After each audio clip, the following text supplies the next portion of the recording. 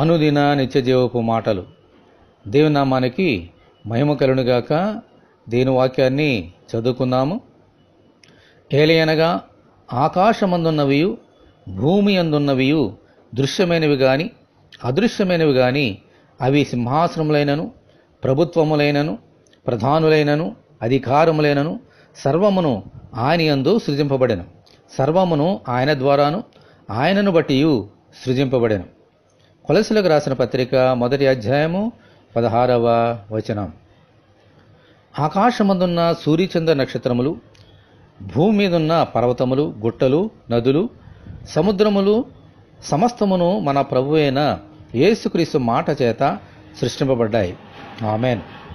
మరియు ఆకాశం పైన ఉన్న భూమి, సముద్రం క్రింద ఉన్న అదృశ్యమైనవి అనగా కంటికి కనబడనివన్నీ కూడా ఆయనే సృష్టించారు. ఆమెన్. అలాగే ఆకాశమందున్న అధికారములు కానీ ఈ భూలోకం మీద ఉన్న ప్రధానులు కానీ అధికారులు కానీ అందరూ ఆయన అధీనంలోనే ఉన్నారు. ఆమెన్. అంతటి మహాదేవుడు మనలను తన పోలికలో తన స్వరూపములో సృష్టించారు.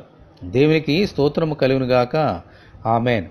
మనము కూడా ఆయన అధీనంలోనికి వచ్చి ఆయన అధికారమునకు ఒప్పుకుంటే ఈ సర్వసృష్టి ఎలాగూ ఆయన ద్వారా నడిపింపబడుతుందో అలాగే మనము కూడా ఆయన ద్వారా నడిపింపబడుతూ ముందుకు సాగిపోగలం.